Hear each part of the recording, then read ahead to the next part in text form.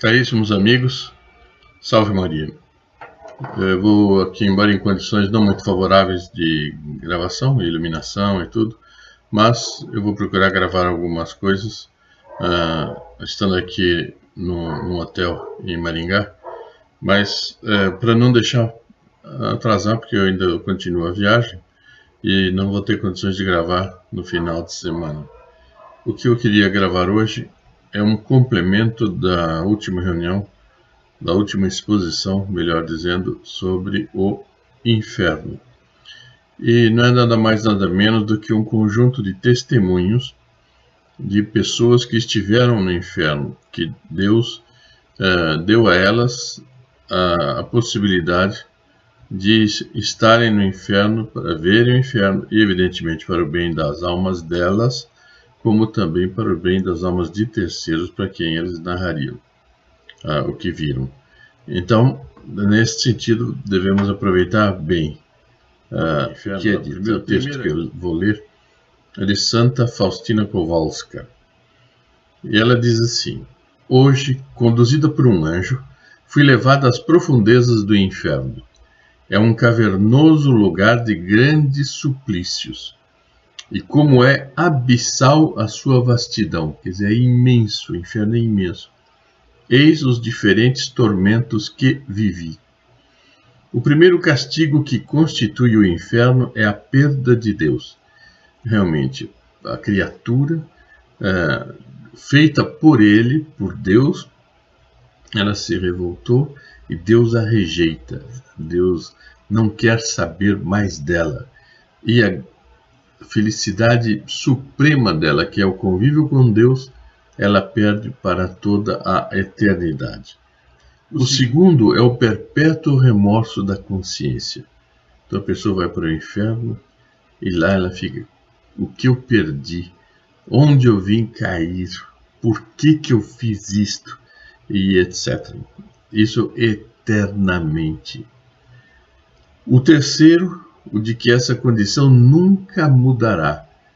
Caiu no inferno, não tem mais condição de mudar. É ali eterno, eterno, meu Deus do céu. Só isso dá um pavor, mas é eterno. O quarto é o fogo que penetra a alma, embora sem a destruir. É um sofrimento terrível, um fogo puramente espiritual, aceso pela ira de Deus. E se a pessoa fosse destruída, ainda seria um alívio, porque ela pararia de sofrer, desapareceria. Aliás, teve um personagem importante que diz que os que morrem em pecado desaparecem. Ora, não tem nada disso de desaparecem, vão ficar no inferno eternamente.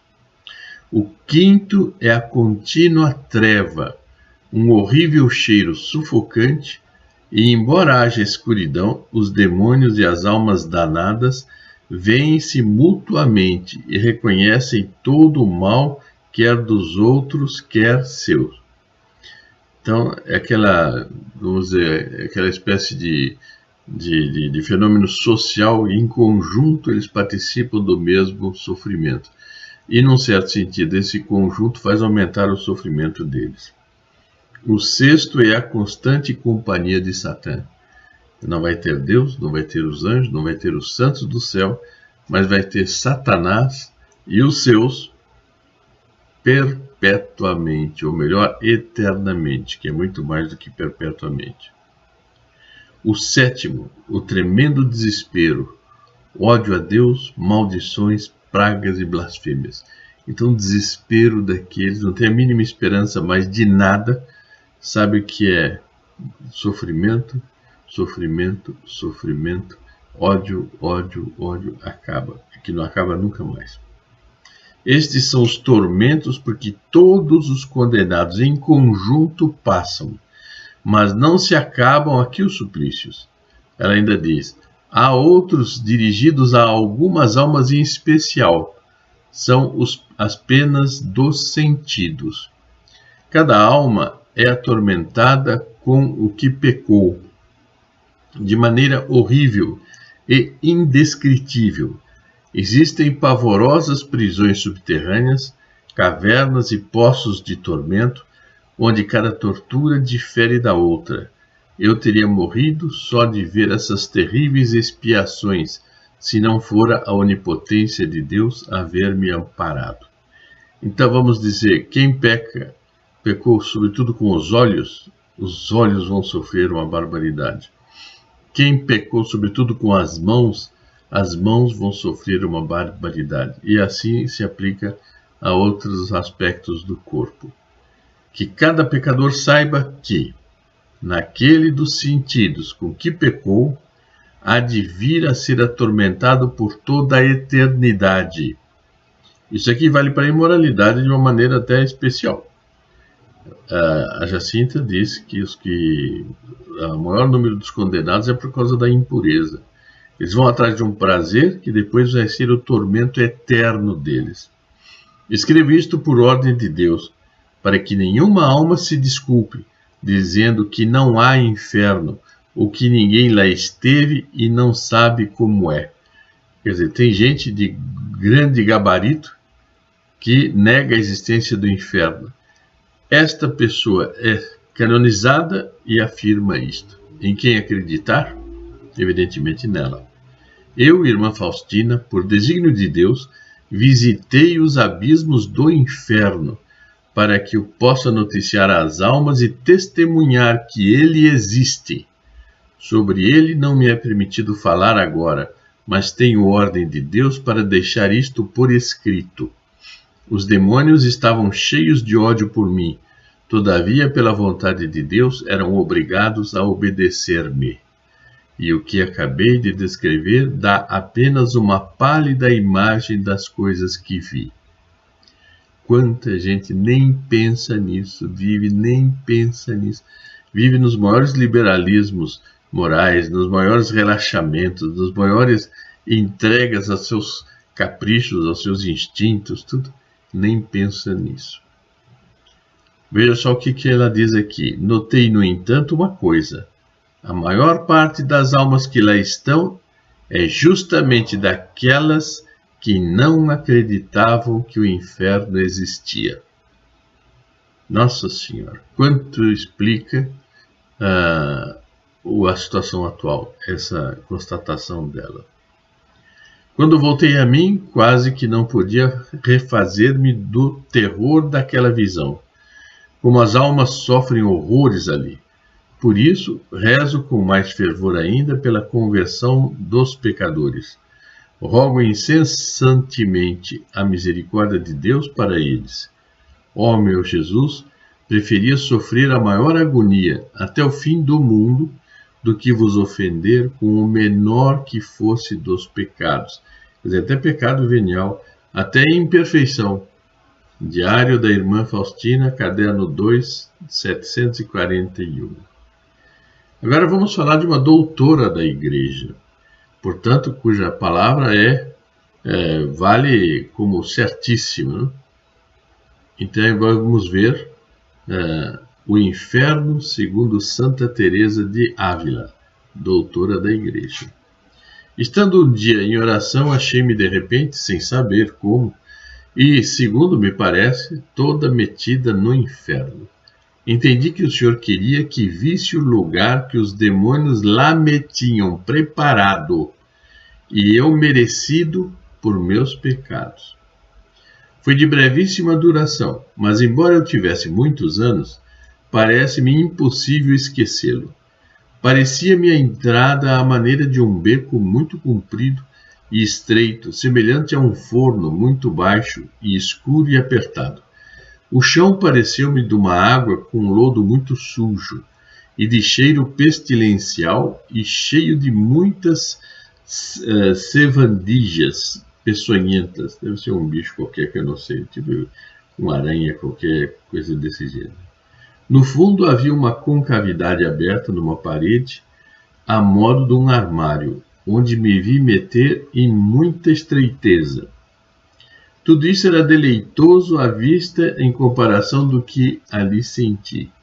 Senti um grande fogo na alma que eu não chego a entender como poder dizer de que maneira é.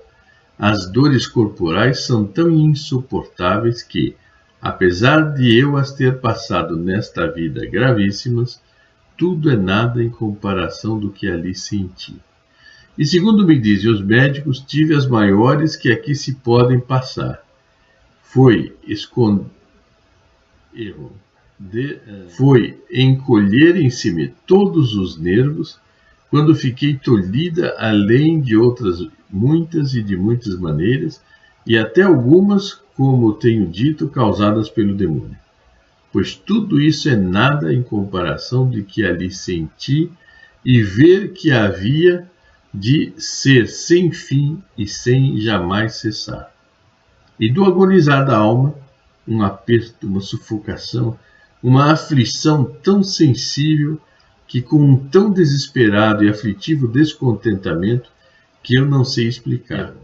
Porque dizer que é um estar sempre arrancando-se a alma é pouco, pois que então ainda parece que outro vos acaba com a vida, mas aqui é a própria alma que se despedaça. O caso é que eu não sei como encarecer aquele fogo interior e aquela desesperação sobrepostos e tão gravíssimos tormentos e dores. Não via eu quem nos dava, mas sentia-me queimar e retalhar ao que me parece. E digo que aquele fogo e desesperação interior é o pior. Estando em tão pestilencial lugar, tão desesperada de toda a consolação, não há sentar-se, nem deitar-se, nem há lugar por quanto me puseram neste como que buraco feito na parede, porque essas paredes, que são espantosas à vista, apertam por si mesmas e tudo sufoca, não há luz, mas tudo trevas escuríssimas. Eu não entendo como pode ser isto que, não havendo luz, se vê tudo o que à vista há de causar pena. Não quis o Senhor que eu então visse mais nada de todo o inferno. Depois, porém, tive outra ocasião de coisas espantosas, o castigo de alguns vícios. Quanto à vista, pareceram-me muito mais espantosos, mas como não sentia a pena, não me fizera tanto temor como na visão em que o Senhor quis que eu verdadeiramente sentisse aqueles tormentos e aflição no espírito, como se o corpo o estivesse padecendo. Eu não sei como isso foi, mas bem compreendi ser grande mercê e que o Senhor quis que eu visse, numa vista de olhos, donde me tinha livrado da sua misericórdia. Porque não é nada o ouvi-lo dizer, nem eu ter meditado de outras vezes sobre diversos tormentos, embora poucas vezes o fizesse, pois que por caminho de temor não ia bem a minha alma. Nem que os demônios atanasem, nem outros diferentes suplícios que tenho tido. Não, nada é como esta pena, porque é outra coisa. Enfim, é tão diferente como a pintura o é da realidade, e o queimar-se aqui na terra é muito pouco em comparação com este fogo de lá.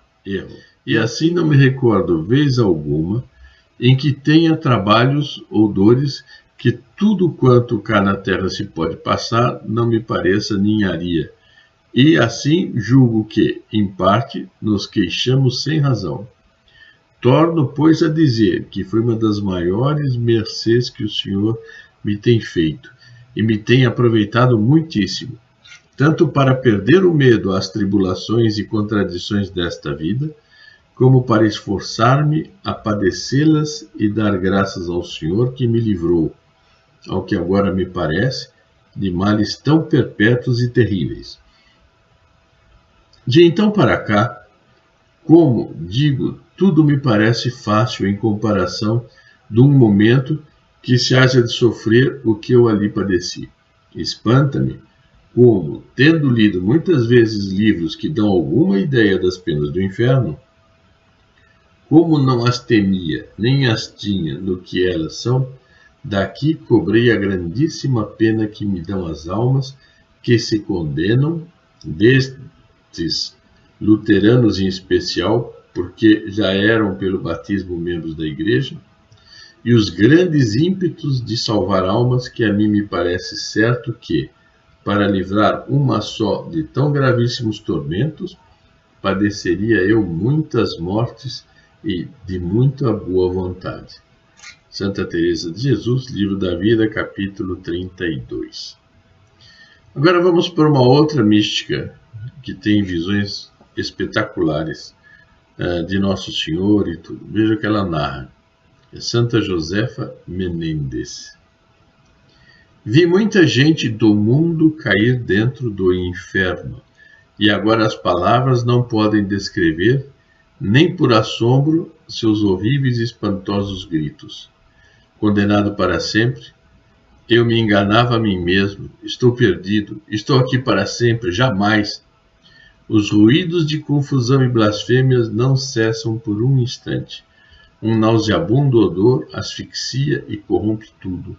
É como queimar carne putrefata misturada com alcatrão e enxofre. Uma mistura a que nada na terra pode ser comparável. Comecei a ouvir muitos gritos e de seguida encontrei-me numa passagem muito estreita. Na parede existia uma espécie de nichos, de onde sai muito fumo, mas sem chama e muito mau odor. Eu não posso dizer o que se ouve, toda classe de blasfêmias e de palavras impuras e terríveis. Uns maldizem o corpo, outros maldizem seu pai ou mãe, outros reprovam-se a si mesmos, não ter aproveitado tal ocasião, tal luz, para abandonar o pecado. Enfim, é uma confusão tremenda de gritos de raiva e desesperação.